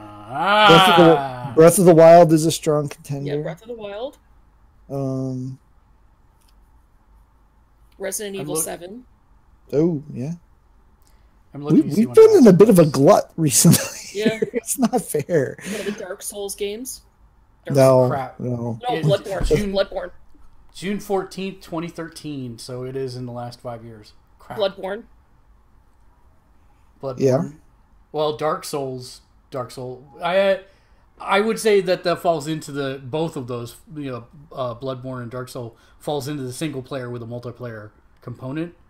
But, absolutely. They're single player games. Come on. Yeah, Dark Souls 3. Oh man, this is super hard because you've got the Telltale Walking Dead series. You've got.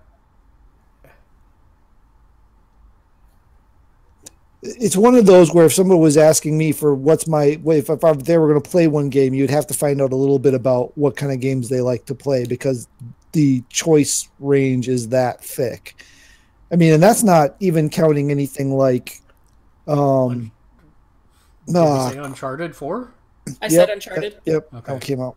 I've said a few different ones. Genres. Yeah, different genres. Because like if you like shooters, Doom is absolutely the number one for shooter.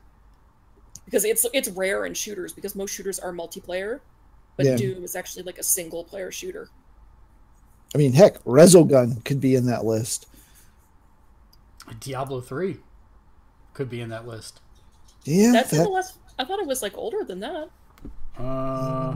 Well, for the console. Well, the PS4 version's obviously within that timeline. I don't know if the original drop. No, I don't think the original one is. The PC drop would be outside of Dragon Age Inquisition. Yep. Oh shit! Shoot. Dear Lord. Well, yeah, I can't believe I did that. Divinity Original Sin. Oh my God, that's a huge one. And we're not even hitting indie titles. We're mostly hitting big stuff. So Rocket League. Oh well. Well, that's multiplayer. That one's I mean, you can play it alone, but yeah. Why would you do that to yourself? Yeah, no, that's like saying like a fighting game is a single player. I mean, you can do it single, but it's not at its core a single player game. Yeah.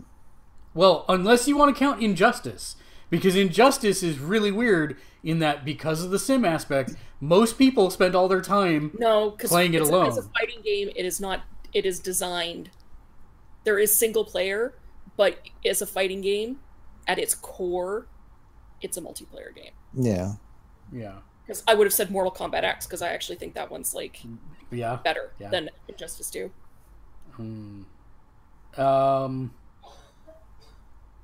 Well, I'm trying to think. Oh, Fallout 4. Did you say Fallout 4? No, I didn't. I missed that one. Yeah, Fallout 4. I was thinking there was another big open world one that I missed. You could technically say Skyrim because that's had a version come out since. Well, you could also technically say GTA 5. Or Resident Evil 4. Yeah. Yeah, because lots of people joke about Skyrim, but Resident Evil 4 has way more additions than Skyrim does. It does.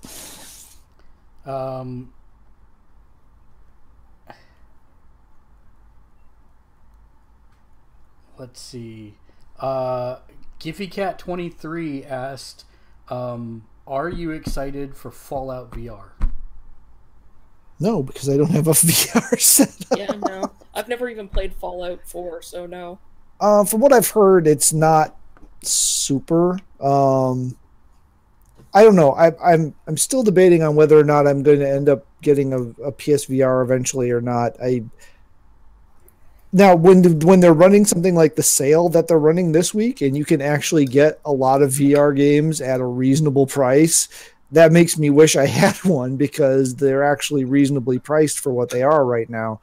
But yeah, no, not really. I mean, I had all the enjoyment I'm going to get out of that game from when I played through it before. Again, my standard play style, play a game to death and then be done with it and never sell it because it's only worth $5 at GameStop. I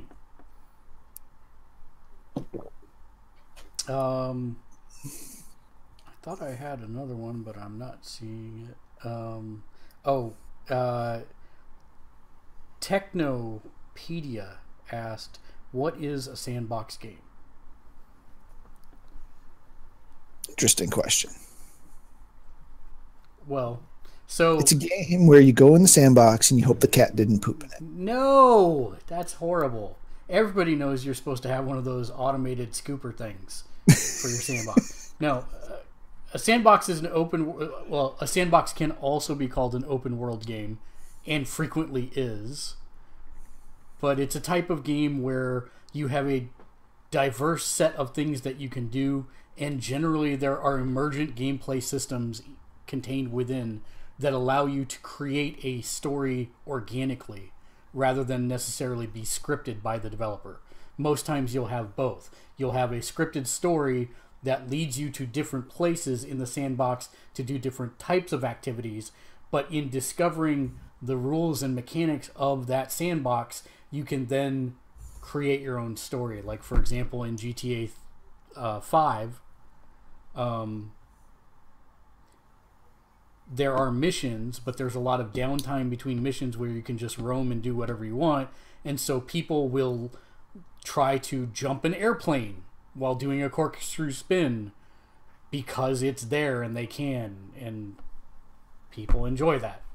So it's something where they give you the rules and they give you different things that you can do in it, and then what you do in it is up to you.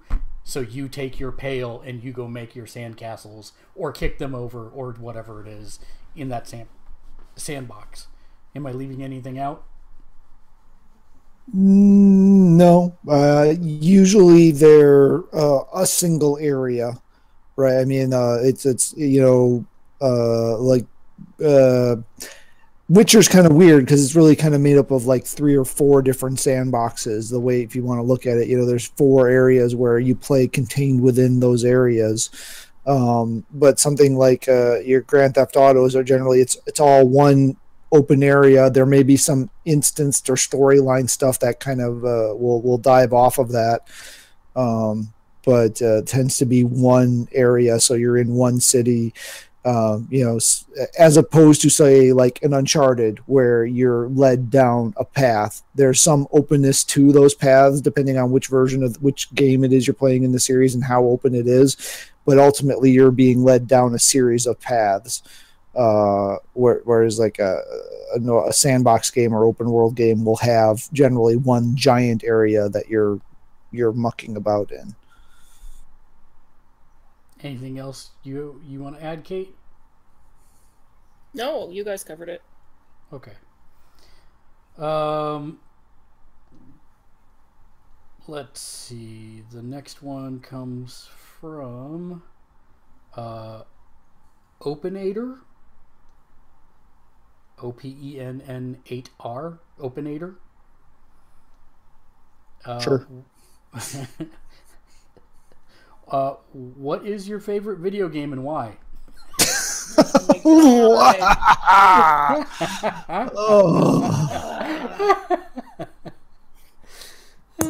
Serious?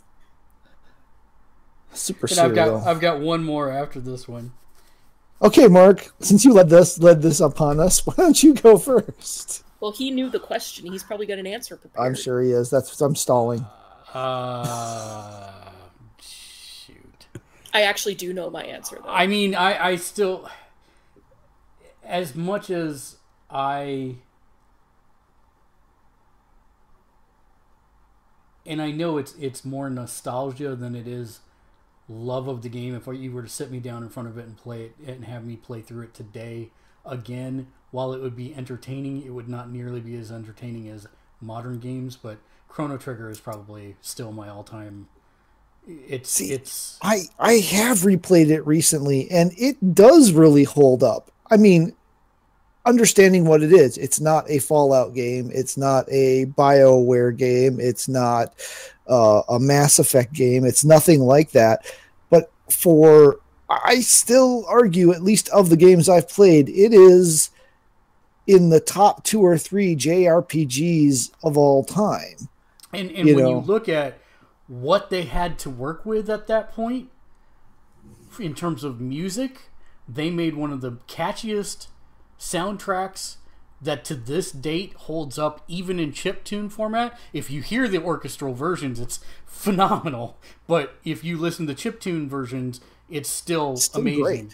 Great. And they did such an amazing job with the translation and writing of that game that the characters all felt different, and they created a fairly coherent story that was entertaining and engaging. And about time travel. Coherent and time travel generally do not go in the same sentence. Yeah. So that's probably mine. And I forgot that question was on there, so I had no advance notice of it. Thank you very much. Miss Kate. Before I say mine, I just want to kind of put this in your brain to blow it. Chrono Trigger remake in the Dragon Ball FighterZ oh God! Game. Please God, please. Please God, yes. In the Guilty Gear engine with the Dragon Ball graphics. Oh my God, yes please. Mind blown. Mine is and has been for a long time Silent Hill 2. Oh wait, that Kate, game... you gotta tilt your head down, your thing down. You're doing the nose chop. There you go. Thank you. Mine has been since I played it. Silent Hill 2 has Nice. been my favorite game. I think one of the best games ever made. The storytelling, like, done with metaphors and, you know, a story that doesn't lead you by the nose, but at the same time, if you're paying attention, is not so obtuse that it seems, you know, that's just like, I find recently there's been some games where it's like, oh, well, this, you know, you just have to find out the story through, like, other things. Well, like a Dark Souls game, where it's just like, the story's in the item description. And it's just like, but Silent Hill 2 is just the epitome of horror game experience because of, like, the story and the sound is just, the soundscape there's never been a game that's even touched it in terms of soundscape. Yeah, I think, like, Silent Hill 2 is one of the best atmospheres. I don't like horror. Not that I don't like it because I'm afraid of it or anything like that. It just doesn't affect me that way. But I can tell when there's good world building and good atmosphere building. And I still think Silent Hill 2 is one of the best atmospheres of any video game ever made. Like, it's so creepy and so ambiguous. Well, because it does the thing, sound is the most frightening of the senses, and it used it in a masterful way, because a lot of the sounds would just be nothing, right? But it would get you all tense, and they used it, you know, as surround sound, and it was just the best sound. That's one of the things that has me super excited for Hellblade, because I watched the, like, intro story trailer that's on the PSN this week, and they're doing stuff with surround. If you have a surround system, they're doing stuff with the surround sound in that game, with the voices and the projection of the mental illness and stuff. I think that game has the opportunity to be just something amazing just based on what they're doing with sound alone. Now, if they could use a system like they did for that, the one Haunted House Doctor Who episode this year, where just with a plain old regular set of headphones, you just had just this incredible surround sound effect. That would be. And I will say, crazy, just before I end, the only game I think that has come close to its use of sound effectively since then is the first Dead Space game, because it also used a lack of sound to its favor, because in space there is no sound, and the parts where, you know, it was like blown out or stuff, you know, there was quiet used effectively. And Silent Hill 2 did that as well. I just think Dead Space is the only one that's going to come close to it. That leaves Matt.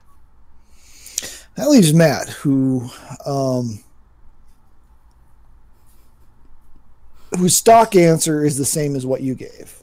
Okay. Ultimately, if someone asks me that question, but in sense of getting some scope and breadth to this, I was working hard to figure out what my number 2 was. You can't answer a one question sentence. Well, no, you already answered. You already gave that one, so I'm just trying to get another idea out there. And I think it's I get them out of order every time. I think it's Going Commando, Ratchet and Clank 3, whichever one it is. I think it's Going Commando. I think it's Ratchet and Clank, Up Your Arsenal, and Going Commando, I think is the order. As a third-person shooter action platforming game, that was about as close to perfection as I think we've seen. And Insomniac was just pounding the polygons out of that PS2 with that game. It was just pushing it to do something that very few developers could make that machine really perform like Insomniac could. I think as far as favorites go, I think that's my favorite game of the series. I'd probably have to sit down and re-examine them quickly again just to make sure, but I'm pretty sure that's my favorite of that series, and that was probably my number 2 game. Well, the last question we have comes from Meow Sword, and he wrote a small small wall of text. But the basic gist of the question is, well, I guess I will give some of the backstory. He's a 15-year-old guy in 10th grade, never gets below a B in any of his classes, very responsible, blah, blah, blah, blah, blah. We only have his word to go on under that, but still. His question is, how can I convince my parents to let me play Overwatch? He said that he told his parents that he wanted Overwatch. His dad was pretty chill about it. His mother requested to see the trailer. They watched about 5 seconds, and her mom said no, it was too violent. He attempted to talk to her about it and to have a civilized conversation a couple times. This is a 15-year-old, so I don't know. No offense. I was 15. I know how my civilized conversations went. So I'm just saying, maybe he had a perfectly fine civilized conversation. I don't know. But apparently it ended with another no from the mom, etc. And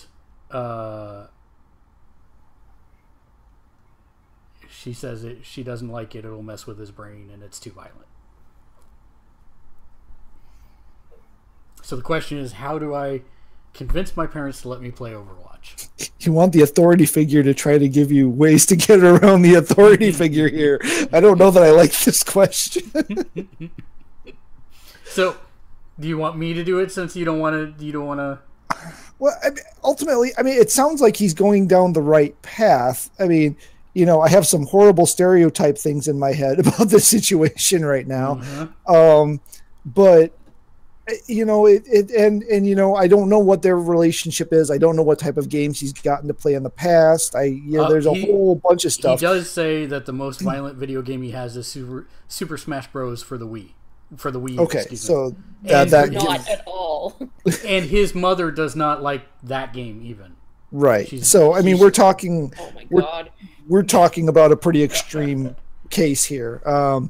And I'm guessing she doesn't play games either. So, and she probably has some. It sounds like she has a lot of negative stigma about games. So this is an interesting scenario. That's the problem, because if she thinks Smash Brothers is too violent, there is not going to be any game, pretty much, unless it's Kirby, like My Little Pony, or something that he can play. Ooh, I call dibs on Pinkie Pie. I think Kate almost just swore at me. I'm just saying. Well, no, because I'm actually kind of frustrated for this kid.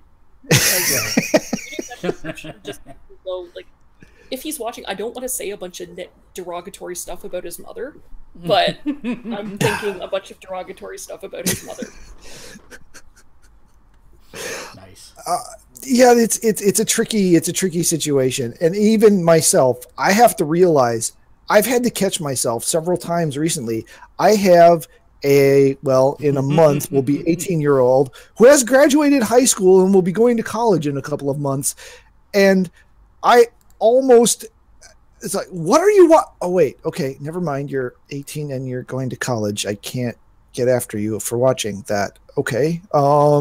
When his mother wanted to let him, not let him, but wanted him to watch Deadpool, I about fell out of my chair.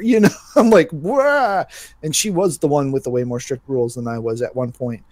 So as a parent, I know it can be hard to recognize that your child is getting older and that you have to loosen the reins or whatever's as you go. I'll admit we were very conservative in terms of what we let our kids consume in media across the violence, all the things, boundaries. So it's not like any one thing per se. But yeah, man, Smash Brothers is a pretty hard standard to get beyond. But it sounds like, and again, I'm guessing. And she thinks that Smash Brothers is bad. It's too violent. Right. Yeah, I know that's the thing right there. It's like, wow. I get it. Our rule for the longest time when the kids were little was if it was human on human violence, it was no go. Right. That was kind of our rule. So, any military shooter type stuff, that was all no go. fantasy stuff was much more an easy sell for us to get behind, depending on, you know, other factors. But yeah, it sounds like she's probably not really gonna go in for this, and it doesn't sound like your dad's really got your back on this one either.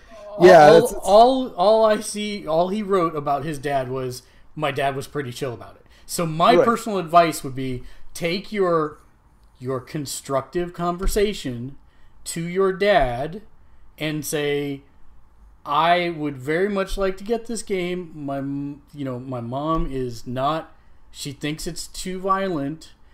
I would like to get your opinion on it, and if you agree with me, I would like to make a combined case to her to allow me to get it. That's the only, and if he says no, you're screwed.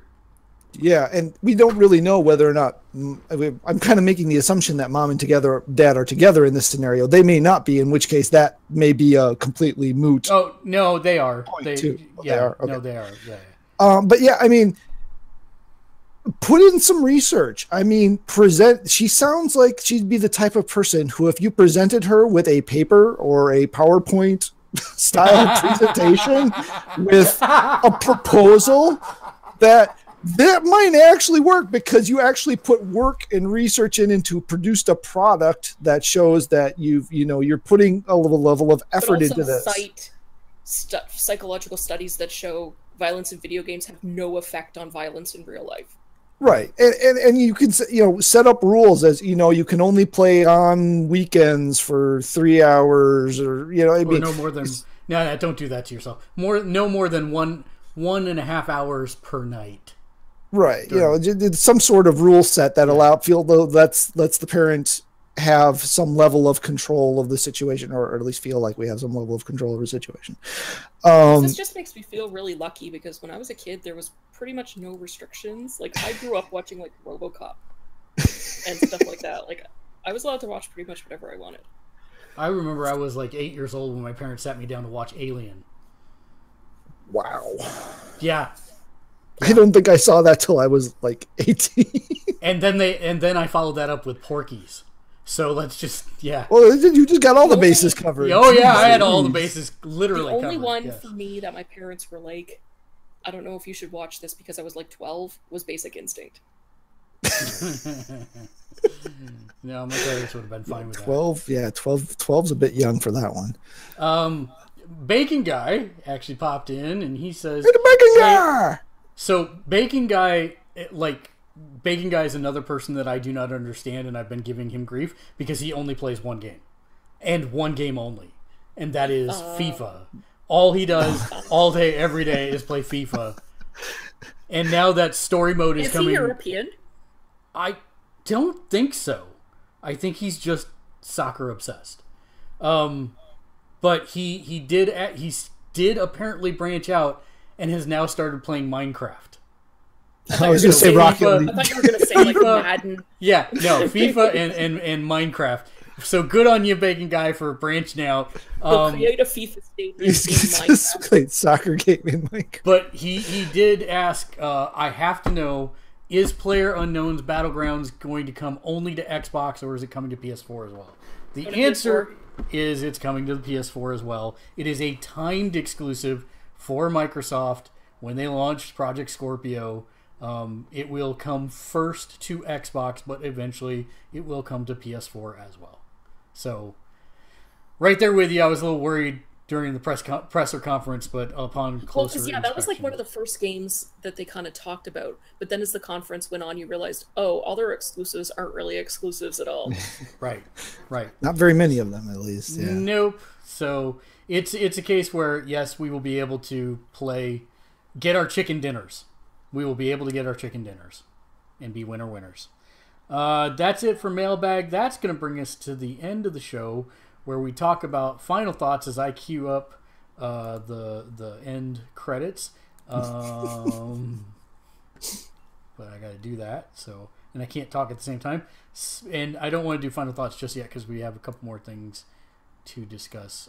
This is the part of the show where we do like to thank our patrons. Those are the folks that support us every single month at our Patreon page at patreon.com/gamersledge.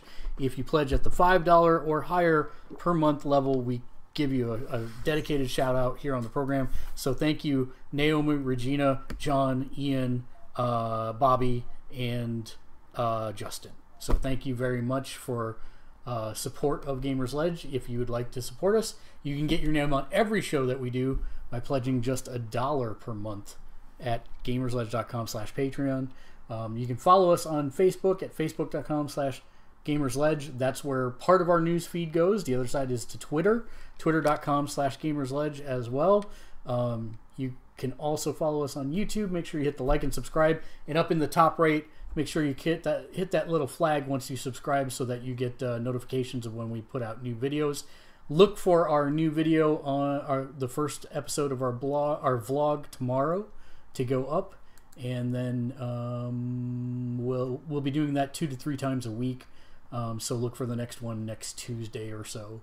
And we'll be showcasing a lot of cool areas around San Francisco, a lot of things that I found that I like to do in the city. I know we've got one coming up in Japantown here shortly. I know there's one at the Ferry building that's coming up, which if you've never been out on the port of San Francisco, that's pretty interesting stuff. So lots of different places. It's not just going to be touristy traps. Sometimes it'll be in a restaurant. Sometimes it will have other guest folks on the vlog as well. So you never know what you'll find. But that's going to be called The Well-Rounded Gamer, which is an allusion to the fact that I'm fat. Pretty much. I thought about calling that out at first, and I thought, no, I'll let it go. I'll let it go. I'm trying to lose weight, but yeah, I'm still fat. Team fat all the way. So then with that being said, Patreon, that will bring us to final thoughts after I cue this video up. Stop, don't play yet. No, we're not ready for you yet. There we go. So Kate, let's start with you. Final thoughts. Just all this stuff I've been watching about the Dragon Ball Fighter Z game. I really hope that Arc System will do kind of the other side of the coin of 90s anime and do a Sailor Moon fighting game that's exactly like that. Now, did you see that is actually a 3v3 fighting game? Yeah, it is. Oh my god, it's going to be hell. There's going to be so much going on. It's the Marvel vs. Capcom killer. It is. Did you see that you can actually chain super combo with your teammate? Yeah. Oh, I've watched a lot of stuff with it. Yeah. God, it looks horrible. I mean, horrible in the sense that it's horrible for my pocketbook, and I will definitely be buying it. It looks amazing. It looks just like the anime. It's amazing how much detail. So they need to make a Sailor Moon one that's like that, and have the 2 big 90s animes. God, if you can have Sailor Moon 90s versus Sailor Moon 2000s. But then you have to add 80s Transformers and Voltron and G.I. Joe. Yes, please. Someone needs to get on this. Hasbro Fighter. Yes, please. And TMNT. Just make it Mugen. It's Mugen all over again. Yeah. Hasbro Fighters would be sick. It would be sick. Because then you could have He-Man and She-Ra and Gem. She could put out hologram minions. I'm totally down with this idea. This needs to happen. It totally does.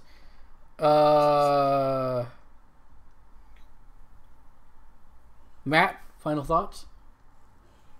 If I can get the thing to switch over to you, which I can't. Come on, I've lost my cursor. Oh, wow. I am both impressed and terrified by people that do ARG stuff. Because I was reading up on this No Man's Sky ARG thing that's been going on with these cassette tapes. I can't imagine a life where I would think to do a third of the things, heck, a tenth of the things that these people do with this stuff and devote the amount of time that's been devoted to it, even crowdsourcing it across multiple people. I mean, the article I read used the word obviously sarcastically like 27 times. I don't even think I'm exaggerating. Because, obviously you put this through an oscilloscope and it brings up numbers for you. It's just like, who just has an oscilloscope sitting around that you have a cassette player hooked up to that you can waveform the sound to see that it makes a number on an oscilloscope? Who has that? So,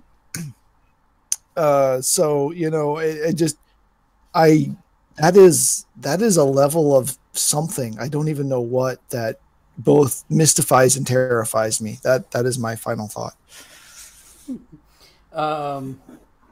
My final thought is that if you're not playing Marvel Heroes, you should be, because if you like Diablo, you really should be playing it, because it is pretty much Diablo. Also, the Necromancer pack for Diablo 3 dropped yesterday. Which is, I believe, $15.99. $15 for the pack, or it's part of the new Ultimate whatever edition that they just put out. Which is like $39, I think, for the new Ultimate edition. $35, $39, something like that. I'm not real sure that I'm willing to pay for it.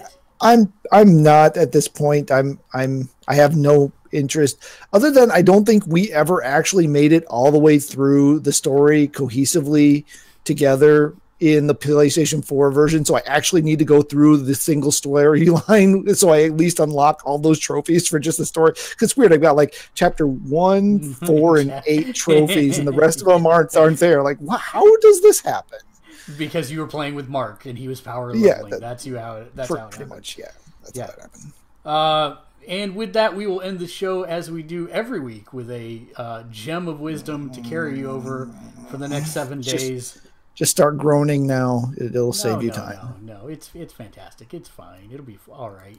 Hush now. Bite down on this. What do you call a fake Austrian noodle?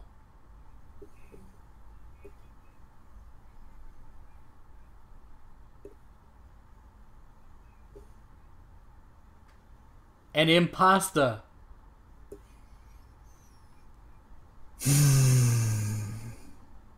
Okay, that wasn't actually that bad.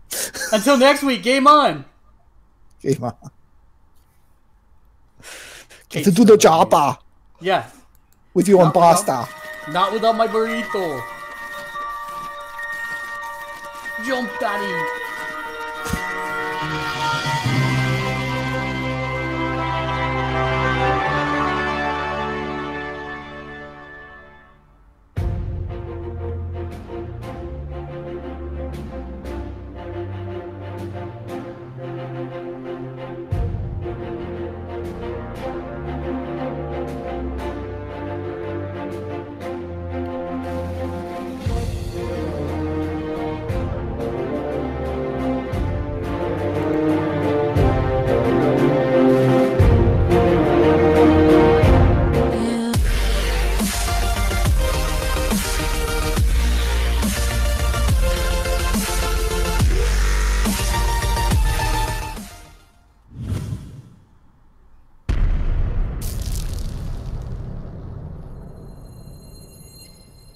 Hey, Kate. What? An impasta. No.